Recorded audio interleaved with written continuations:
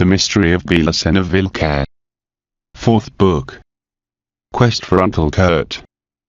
Chapter 38. I can say enough, that the Greens led us without inconvenience to the own doors of the German consulate in Shanghai. The plan was realized as Tin Ma had anticipated. 6 days later, we were navigating in a strong and solid sampan through the swampy current of the Tenskiang. We passed serenely before Nanking and, at the height of the city of Qinqiang, we encountered with the confluence of the river Vusang.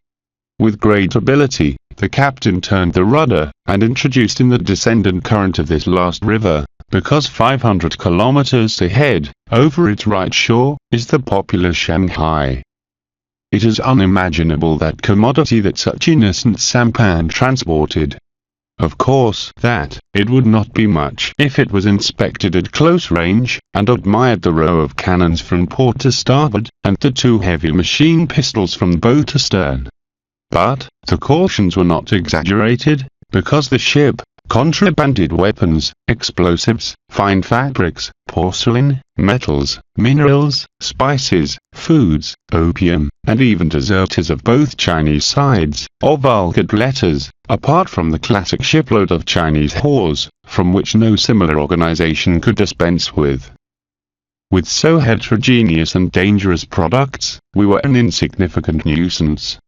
We recently comprehended that, in Henkiang, at boarding the sampan and checked the strong volume of commodity that the green band trafficked. As such, informed our guide, the society possessed a whole fleet just in the Yanskiang, without considering the ones that were floating on the rivers and the sea, and that were traveling to Enkong, Canton or Macau. Over the river Vusang, we passed before numerous and modest settlements, dedicated to the tillage and cultivation, and the Lake Tao, that fills with its waters. After we advanced 200 kilometers, we reached Shanghai, and docked in a small private pier, provided with huge huts that served as deposits. Other members of the band, that were waiting disciplined, were in charge of the discharge and the stowage, and to take the whores and fugitives. The absence of Japanese control surprised us, to whom we didn't see in Nanking nor nowhere. Is that the Japanese were already smeared, said us the guide in his striking pidgin, a jargon mix of Portuguese and English that is spoken in the maritime coasts of China. Obviously, to call an oint to the bribery, is an irony of Portugal and Spain. Don't explain Mr. Tin Ma to you? I responded him affirmatively, in the same language, but the power that the paste of the green band applied upon the smeared persons impressed us. He smiled, and communicated us that we would leave to Shanghai immediately. At leaving from the port zone, taking the streets that the guide seemed to know very well, we arrived to a market square of huge dimensions, where existed a natural agglomeration of hundreds of jinrickshaw, those Japanese vehicles drawn by a man, that have the form of individual kalash, and that the English denominated rickshaw. It seemed us wonderful the organization and discipline at verifying that 6 were separated, waiting for us, undoubtedly warned by the Greens, who had left before from the port. I looked askance at von Grossen, but he noticed it. These people know how to do things, he growled. We should come to learn from them. I didn't attend to this exaggeration, because we were already rolling at high speed, and the sight of the great city absorbed me completely. With 5 millions of inhabitants in 1938, Shanghai for the English, Shanghai for the French, and Zega for the Portuguese and Spaniards, was a huge city for any pair of Occidental eyes.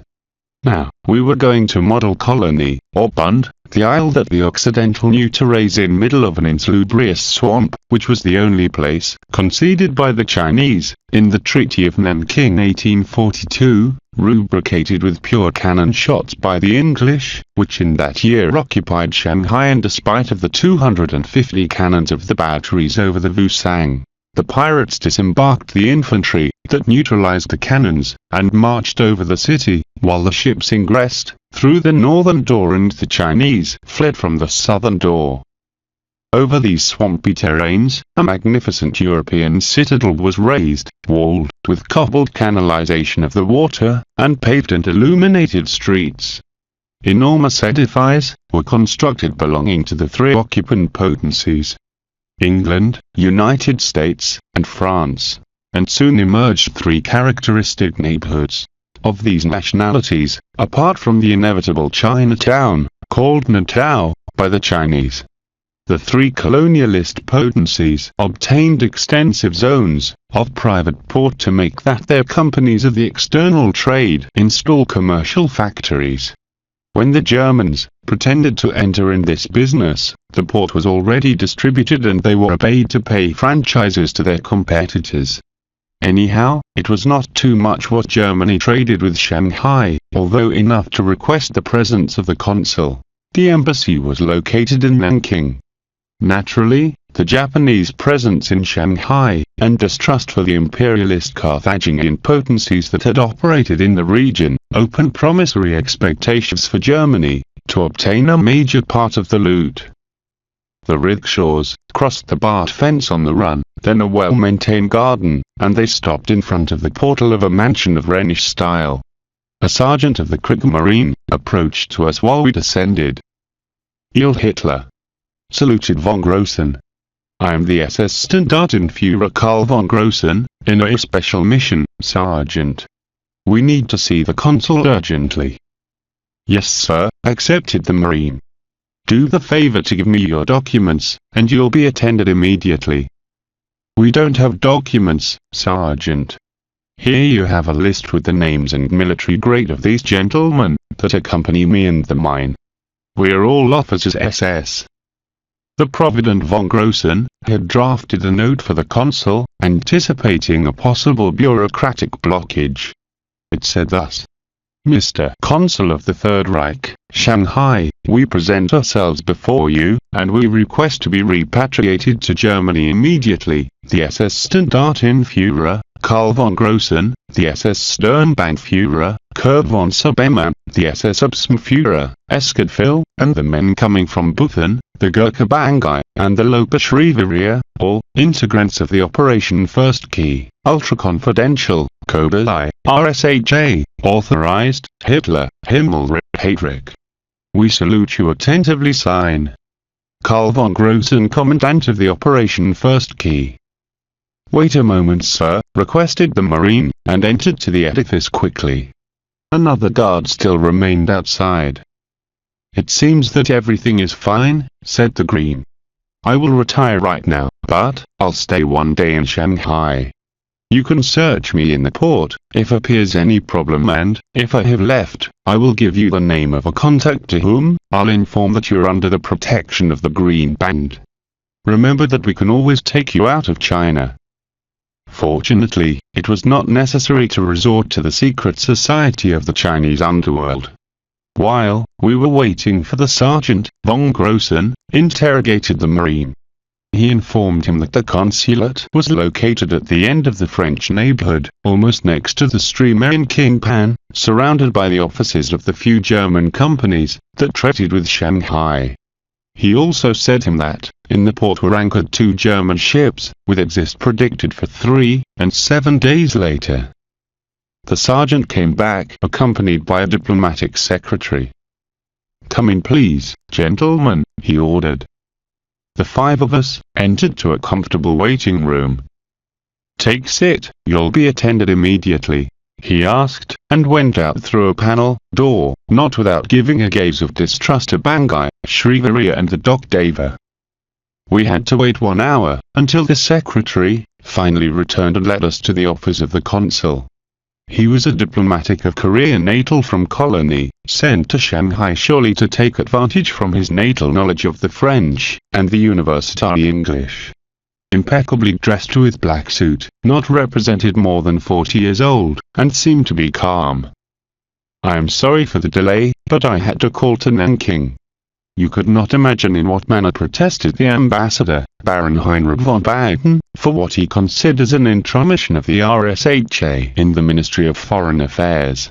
Doesn't accept excuses for have not been informed about that secret mission First Key. but is that the operation was not supposed to be developed in China, if not, in the Tibet, interrupted von Grossen. We have come here fleeing. Don't worry, Standartenführer. Von Baden protests always, the consul claimed it smiling. Let me finish. It was consulted to the military aggregate, who confirmed that names and grades figure in the encrypted list of the SS. About which I didn't know a word, of course, was of the Operation Fistkey. Therefore, a solicitude of informs has been sent to Germany, and is waiting for an answer. Once the wire of your situation arrives here, it will remain resolved.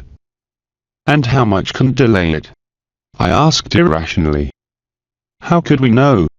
If it is true that you are who you claim to be, you will understand that Berlin can respond in 1 hour, 1 day, or not respond and do something.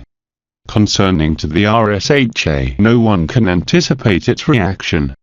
And have present that, I am not effectuating a criticism, because I am from the SS too. He interrupted himself. SS Sturmbannführer Honorary. I obtained such grade in 1936, thanks to the démarche of the actual Minister of Foreign Affairs, Joachim von Ribbentrop. Very well. Approved von Grossen. Yes. I am from the SS, and for this reason, I will advise you what you'll do from now on. If you stay here, I will be obeyed to put you under custody, what would be very annoying for you. Whereas, I'll guide you to a hotel that is at 400 meters from here, where you'll be comfortable until the arrival of news from Germany or of Nanking.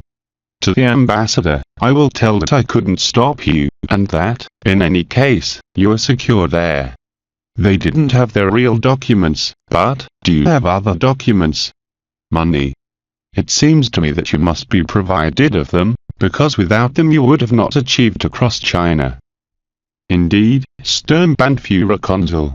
We have false documentation and money. Good money, they said, because it is false too, confirmed von Grossen with sarcasm. After months of exploring Asia, we could not resist even one our prisoners. It is true that, you said me that you came from Buthen. Oh God, what a trip. And of what were you fleeing through China, can you tell? From the communists. I think, Nif, that the 5 of us thought in that moment in the Valley of the Immortal Demons, in the Vimana of Shambhala, in the mortal bars, and we burst out in laughter. Ha, ha, ha, of the communists. No, Herr Consul. We were fleeing from their chiefs, I replied with the eyes flooded in tears, ha, ha, ha. But we can't reveal you who are them. You would not believe it. Karl von Grossen assented laughing, gesture that Esker imitated, Bangai and Sriviria. The surprised consul opted to, don't ask more and sent his secretary to accompany us to the nearby hotel. All was solved on the next days. Strict orders arrived to Germany to embark us immediately, and without discussions. 7 days later, we were leaving in a cargo boat that would make in Macau the first of an interminable series of commercial call-to-ports. Nevertheless, the captain communicated us that, in some place of the Indian Ocean, which coordinates would be transmitted by radio, we would transship to a battleship. Thus occurred at a few miles from Sumatra. A disconcerted admiral picked us up in his cruise, and he direct course to Germany. The ship was going to Argentina with other 2, realizing a largely planned maneuver.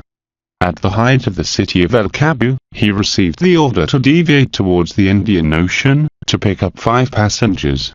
His new mission was qualified of maximum security, and, since the moment in which the mysterious personages boarded, he had to transmit in a super-secret key, and avoid every contact with other ships, or terrestrial stations.